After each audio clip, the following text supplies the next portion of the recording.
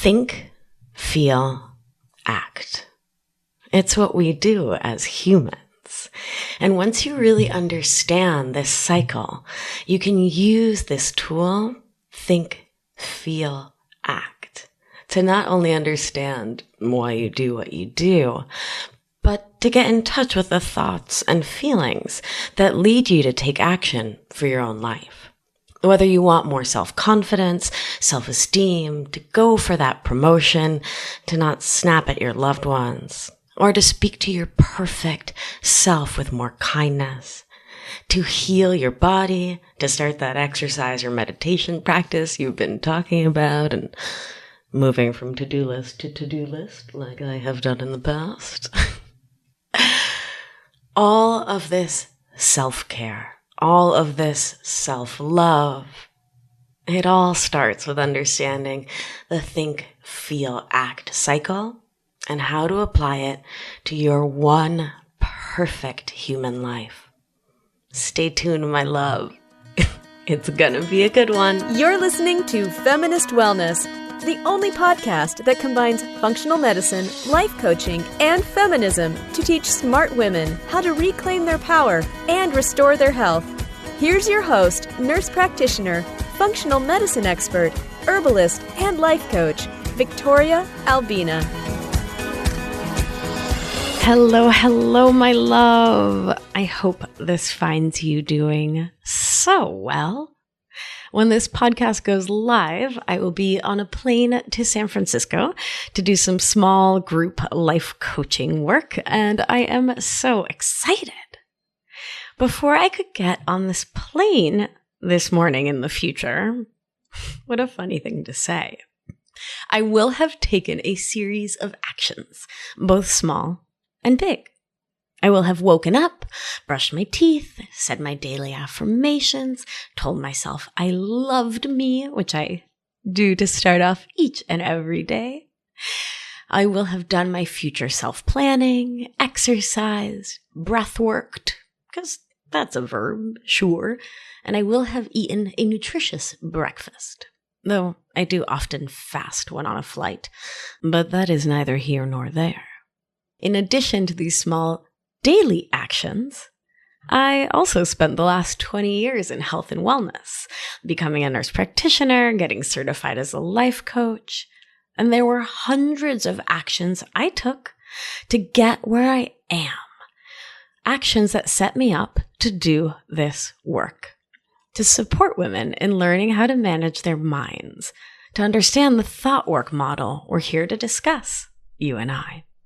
All of our actions lead to results, and our inactions do too. For example, if you speak your needs directly, you're more likely to get what you want and need, and you might drum up some more confidence in the process. When you don't set clear boundaries, you might find yourself rolling around in resentment when people cross your unspoken lines. Action and inaction, they all lead to results. And if you want to get unstuck, to live your one precious human life with more confidence, feeling the power of your own worth, to make bold decisions for your own deep healing and wellness, you'll want to get clear about why you do the things you do, why you take the actions you take. The topic we're here today to dive into together, my darling. As always, let's start with a quick review. So we talked in episode 34, you and I, about self-care and how the greatest act of self-care available is to learn to manage your mind.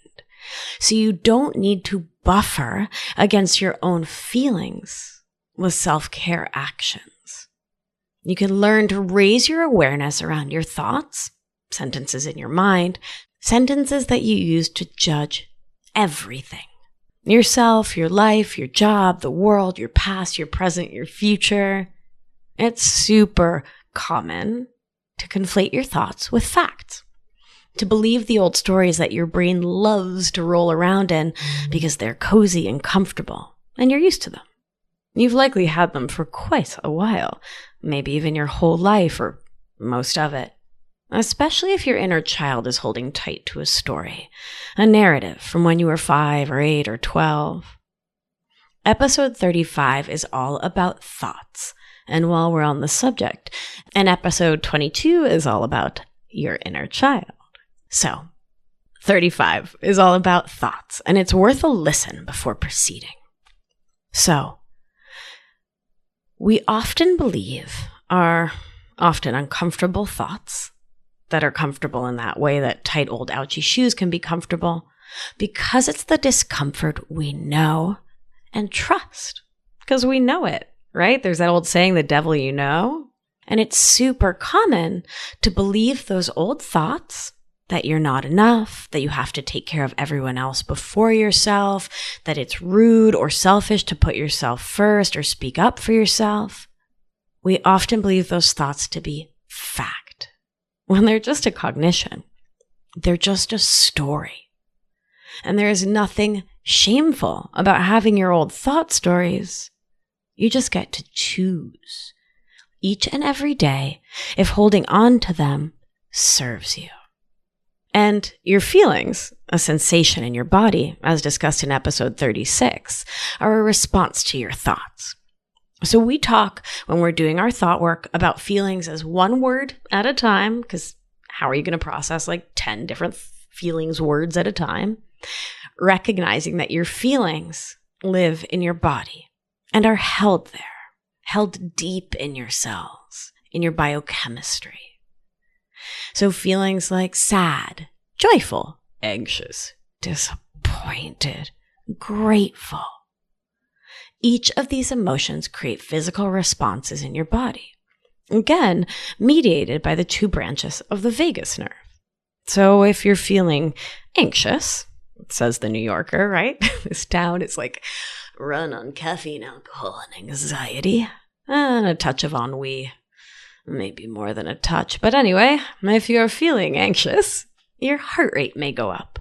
Your breathing may feel really shallow, sort of tight and in the top of your chest. You may feel tingling in your hands, feet, face. You may feel tension in your neck, shoulders, or head, or butterflies in your belly. These are the physiologic responses to the emotion of anxiety, the feeling of anxiety in your body that comes from a thought.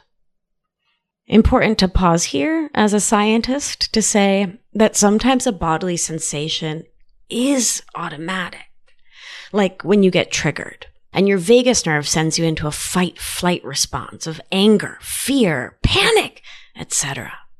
Part of learning to manage all feelings or sensations, including these automatic physiologic responses, is to pause, breathe, show yourself some compassion and love, and get right back into that watcher place where you are watching yourself think and feel. Episode 2 is all about this. From the watcher place, you are not subject to your historical reactions. From the watcher place, you can respond to life. And key to this is recognizing your thoughts as something separate from yourself and feeling into your feelings to raise your awareness, which is so healing and powerful. It's astounding what you'll notice when you bring your attention to your body and your feelings and create some distance cognitively in your mind between yourself and your thoughts. While you may have that really quick snap to physiologic automatic reaction, that first flight, fight, freeze response, I know, because the science says it so clearly, that we can retrain ourselves to get back into control of our mind, body, and spirit, so you can choose the next thought and thus the next feeling and can once again step into that response place. Now you may be asking, how on earth do we do this? And awareness, acceptance, action is how we do in this family. So let me speak to this. Why awareness, acceptance, and action? I'm so glad you asked. Well, so Our actions come from our feelings, it's come from our thoughts. And I think it's really vital to start with awareness because you can't change what you can't see. So if you don't understand the thoughts you're having that are leading to your feelings, how will you ever really know why you're taking the actions you're taking? And when we're planning actions for our lives, it's important to pause and look at this process as well. So many well-intentioned plans to take action, like to do self-care things like starting to exercise or to eat differently or to think and feel differently, are made without taking a deep look at our thoughts and feelings. How many of us have set a New Year's resolution without really looking at our thoughts and feelings about the action we're trying to take, about the reasons why we haven't been doing this thing all along, and we've just jumped to action only to find ourselves not doing that thing like a week or a month or 2 months later. Like how the gym is packed in January, and by March it's like 6 a.m. at my local is like me and 3 guys on a treadmill, right? Like all those people who were there in January are gone by March if they haven't paused to ask the question, gosh, why haven't I been exercising? What are my thoughts about the gym? How do those thoughts make me feel? Or meditation. Similarly, in January, the meditation groups I go to and the breathwork meditation circles I run are jam-packed. And a month or 2 or 3 later, the meditation sangha I go to, not as many people hanging around. We'll just say it that way. And again, if in the back of your mind there's this thought, well, I should meditate, that makes you feel maybe kind of resentful of it or like not really bought in, you're not going to be all in. And so you're not going to continue to take an action that you don't feel great about, right? You're smarter than that. Why would you keep doing something you just don't want to do? If you want to change your life, to achieve your dreams, to stop arguing with your partner or partners, to not take life so seriously or to not take things so personally, you get to pause, to raise your awareness of your thoughts and feelings first before diving in to take action. And when you raise awareness of your feelings and accept that they're happening, you can take the action of creating some space between you and identifying with a feeling. This is a place where your power lies, my love. You are not subject to your feelings. You can take back control by learning to manage your mind, to get curious about the thought and feeling you're having, to ask yourself, what's up? To feel it in your body and to ground yourself in it. It's so magical. And it's also the science of how our brains work. You can choose your next thought. Mind-blowing. And what happens for most of us is that we aren't in touch with our feelings. We don't pause to deeply feel them, let alone pull back and find the thought that's leading to that feeling. And so we try to change the situation, a circumstance, when we feel feels we'd rather not feel, like anxiety, frustration, sadness, feeling disrespected. But the truth is that the situation has nothing to do with your feelings. Your thought about it does. And taking action to try to change the world, things out of your control, like people, places, and things, that's right, nouns, will do nothing for how you feel if you're having the same old thought and thus the same old feeling. Weight loss is a great example of this. And before you immediately shut off the podcast or send hate mail, I'm not about to talk about weight loss as a good thing. I'm not a proponent of weight loss as an inherent concept. I am all about health at every size. All bodies are amazing, perfect, incredible, and good bodies. So I had a client, Lisa, and she wanted to lose 10 pounds. And she did this through hating herself by not eating enough, by working out really intensely, while depriving herself of foods not because they made her feel bad or were inflammatory or made her psoriasis flare, gave her bloating. She was cutting out foods that she loved that were healthy foods like sweet potatoes and butter and steak. And you know how us Argentines feel about anyone cutting out steak. Dios santo. But she was cutting these things out because she wanted to lose weight. All while thinking, unconsciously mostly, that she would be lovable once she finally lost the weight. And that she wasn't lovable at a size whatever she was to start. Because it's irrelevant, right? And once she lost the weight, she came to me more miserable than ever. Because she had lost the lbs. The scale had gone down, but she still felt terrible about herself. And that was because sweet, darling Lisa still had the same old thoughts. The weight loss did nothing for her self-worth because it can't. It simply cannot. Weight is a measure of gravity's pull on a mass. It is not an arbiter of worth or value. It is not a moral issue. It's just a number. Lisa was trying to change her feelings about herself with an action, to change the circumstance of her life, to change her thought, I don't love my body, with an action. And that just doesn't work. Loving your body is how you love your body, not by changing your body. And when you try to change the number, when you try to take the action from a place of anger, shame, guilt, blame, it doesn't matter what the number is. It'll never be good enough if it's a stand-in for your value as a human.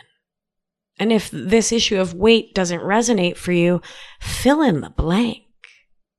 Title at work, income, married with children, right? Like you can put any false arbiter of value into this example and you can work towards it, right? You can take action towards it from that place of believing that once you take enough action and do the thing, you will be lovable.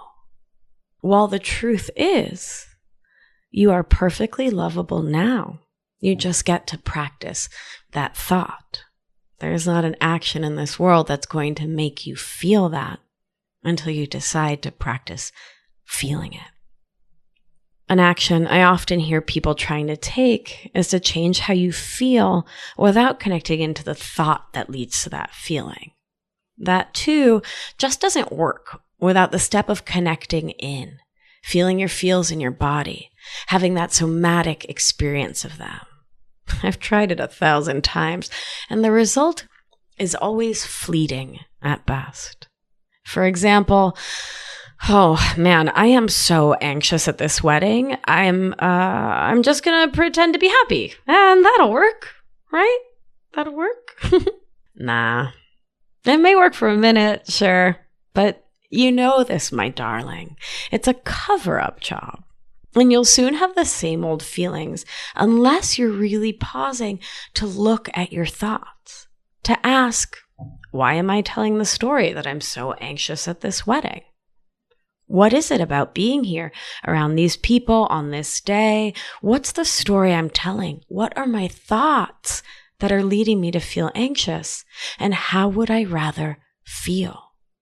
This cycle, think, feel, act, think, feel, act, is the background chatter of the human mind. And trying to cover it up by changing how you feel without looking at the thought, that's just going to keep it all rolling around in the background until you pause to investigate it. So all of this about thoughts and feels leads us perfectly into the third arc of the process, action. And the question I long asked myself before thought work was, why on earth did I do that? And the that here was, have that third or sometimes fourth cocktail, eat that pizza, finish that whole pizza, date that person who just like felt wrong in my heart, right? My intuition was like, oh my God, don't do this. And I was like, but they're so cute. Oh, there's a list of those characters. Anyway, why on earth did I do that? Yeah, taking things personally. And I have a whole episode on taking things personally that's coming up soon, my darling. So stay tuned. Make sure you're subscribed. Make sure you're on my email list. Why on earth did I do these things? I kept asking myself that as though like there was going to be like a thunderclap and Zeus was going to come down and be like, listen up here, tiger. Here's why you do these things. Well, I guess kind of in a way. I mean, am I calling Byron Katie Zeus here? And Abraham Hicks Zeus and Eckhart Tolle Zeus? I mean, kind of. They are gods in their own right, I suppose. But what I'm saying with all this rambling is that I didn't know that my thoughts and my feelings were the driver here, that they were leading me to take action. Which takes us back to the central question. Why do we do the things we do in this life? Why do we snap at the people we love? Why do we procrastinate? Why do we make a situation so much more stressful by ruminating and rolling around in stress? Why don't we act more confident? Why don't we value ourselves? Why don't I do the things I promise myself I'll do, you may ask? Why don't I take care of myself the way I say I want to? Why don't I do all that self-care that makes me feel amazing? And before I dive into answering all of that, it's so important for me to pause here to say, you are not your actions. If you're eating more than feels good, not exercising, drinking too much, not speaking up for yourself, if you're battling with anxiety and your anxiety-fueled choices, know that it's not you as a person. It's your unmanaged mind at the helm, like an unattended toddler in a china shop. I want you to pause before you beat yourself up for these actions and inactions.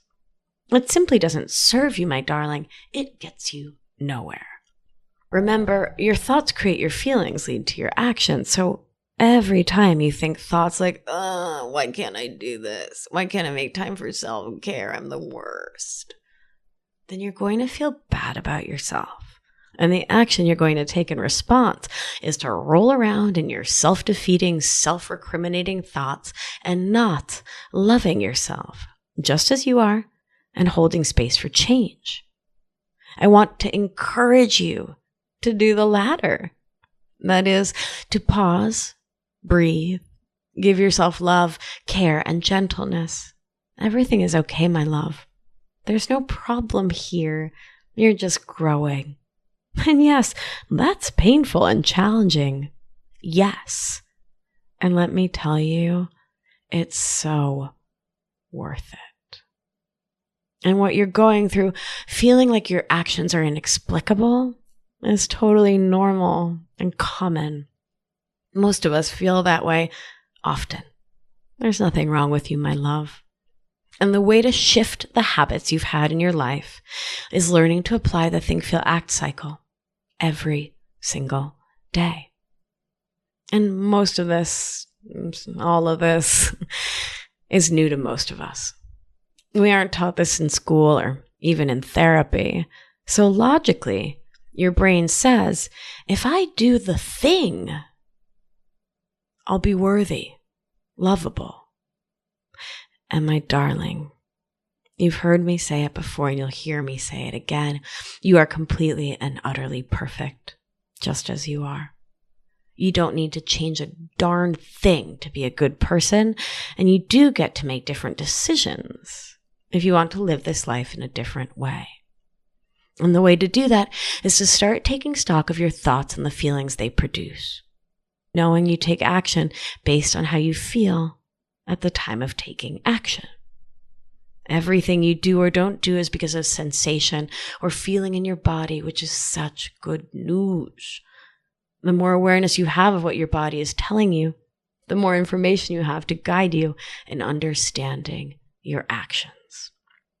Something I hear often is thinking that you took action because of the world and the situations and circumstances in it, which I alluded to earlier, when in fact, the more empowering truth is that you took action because of your very own thoughts.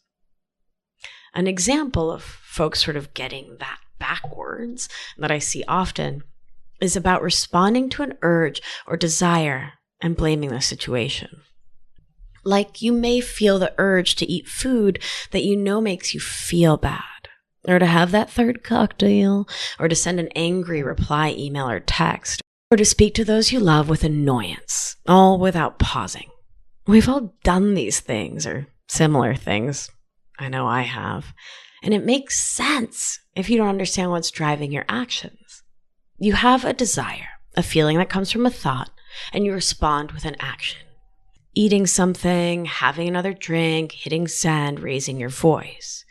You respond without pausing because you blame the circumstance, the situation. They had just baked the cookies and they smelled so good, I couldn't help myself. Well, I was at the bar with friends and I didn't want to be the weirdo not drinking, so whatever, I had a beer. I mean, I felt like crap for 3 days, but whatever. Or, his email made me so mad. Or, she was being so annoying, which both lead to, so of course I reacted. I hear these kinds of stories all the time. And once you understand the think, feel, act cycle and begin to write these stories out, you can see them clearly in black and white on paper. And you can know that the situation doesn't dictate your actions, not at all. Your thoughts about it do. You have a thought, genius body responds with a feeling, drives your action.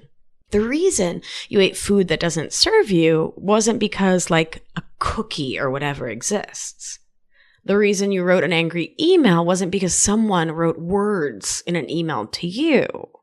In both situations, it was because you had a thought and a feeling, so you did XYZ, and that action led to another thought, another feeling, and then another action.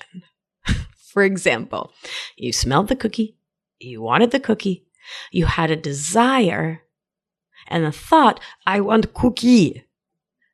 And then you felt deprived because of your next thought, I know I'm not supposed to eat that. And then you felt bad for yourself. Oh, poor me. I am sensitive to the glutens and the sugars. I really am. They both make me into a hot mess nightmare. But you were having that thought. You were feeling bad for yourself. You were feeling deprived, so you ate the cookie. And then maybe you felt guilty or shameful, knowing that, like me, you're sensitive to the glutens and the sugars, and that a bellyache, a headache, anxiety, or joint pain are on their way. So you have the thought, well, F it. I already had one, another isn't going to make it that much worse. And off you go for the second, maybe the third, maybe the fourth, and by now, your biochemistry is spinning in 1,000 different ways. Your blood sugar is spiking and then plummeting. And now you feel even worse about your choice. And you may be having the thought, I can never stick to this plan. Not eating gluten and sugar is impossible. I'm a failure and I'm going to be sick forever. Which of course makes you now feel even worse about yourself, which will drive another action. Meanwhile, had you paused and taken a deep breath, you could have looked for an alternative thought. And I say this one to myself all the time, sure, cookies are super delicious. That kind of sounds like a fact, but my body feels so much better without gluten and sugar. It doesn't serve me to eat it. So I'm going to choose feeling really good in my mood, in my digestion, my skin, etc., versus the 10 seconds of pleasure from a cookie. And then you can breathe some more and can keep breathing until you feel calmer. Keep repeating the new thought that feels better for you till you can release the story that you're being deprived. Because you're an adult and you're making this choice for yourself, right? And you can get into more alignment with the choices that serve you, like skipping foods that lead to troublesome symptoms or general inflammation. Or for example, if your kid screams at you and you have the thought, show some respect, I'm your parent, and you feel annoyed, frustrated, and you scream right back at her, escalating the whole situation and setting yourself up to feel guilt, shame, blame, upset because you yelled at a child, which is not how you want to parent, based on having the thought, this is not how I want to parent. I really just lost my cool. Meanwhile, had you taken a deep breath and paused, you could see that the kid screaming is just what's happening. It's a fact. And you don't have to react. You can breathe and choose a thought like, I'm the adult here. I'm going to respond with love. And could breathe some more. Might take a lot of deep breaths until you feel calmer.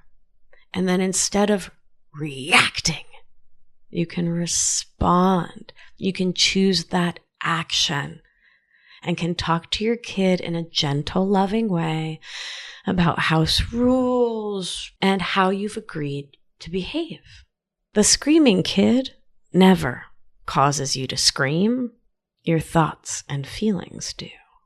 So, key to this, being kind, gentle, and loving with yourself, please and thank you always. Remember that mindfulness is a vital part of this work. And as you get more adept at seeing what you're doing and asking yourself, what am I thinking and feeling? What action is this leading to? You'll start to gain some traction. This will start to feel less weird and foreign and uncomfortable and awkward, I promise. And you'll start to see results in your life when you take stock of your actions, take accountability for them, and realize, once again, the empowering truth that you are in control.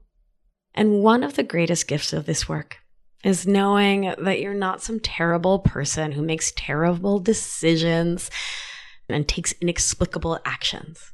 All of your actions are predicated on a thought that leads to a feeling. So practicing noticing those unconscious thoughts is the key for taking back ownership of your life. You don't have to eat pizza or cookies or whatever you're allergic or sensitive to, whatever will make your IBS, depression, anxiety, or eczema flare. You don't have to send an angry email just because you got one. You don't have to snap at someone because you're having a thought that leaves you feeling annoyed. You get to check yourself. And oh my God, does knowing why I do what I do, that feels so amazing. And this applies to not doing things too. If you have the thought, I'm not smart enough for that promotion, you will feel less than. And then you won't do what it takes to get to the next level. If you don't feel confidence in yourself, you may not even apply to the job or go on the date or heck, start your own podcast, your own life coaching practice. The think, feel, act cycle can be applied to literally everything in this life, my love.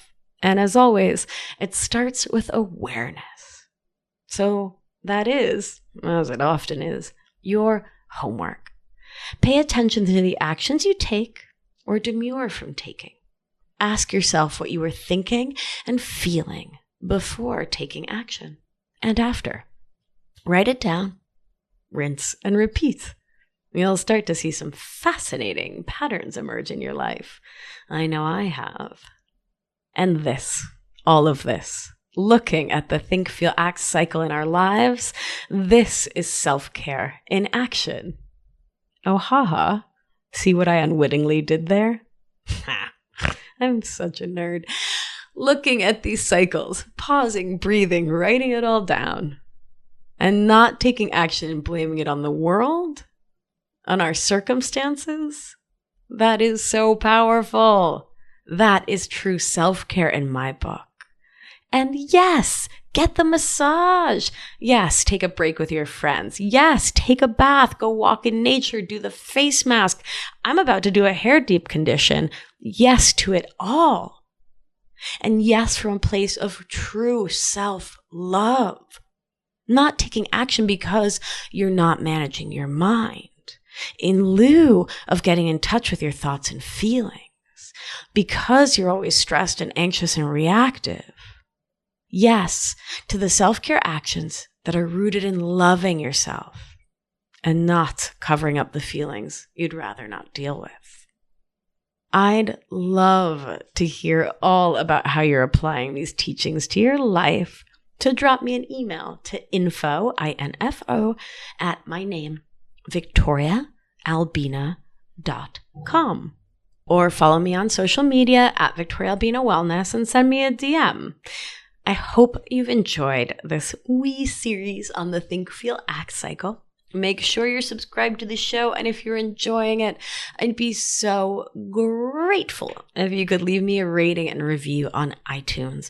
It really helps folks to find the show, which is so important to me to spread this free resource far and wide, and I hope you will help me with that dream. Thank you in advance, my darling. I also have a beautiful 4-week virtual breathwork class up on my website, victoriaalbina.com, and I'll put a link to that in my show notes. I do hope you check it out. It's all online. It's videos that you get to download and keep, so you can do it from anywhere in the world at any time. And yes, I'll be doing more webinars and an episode soon about breathwork meditation. I've gotten so many emails and DMs asking for it.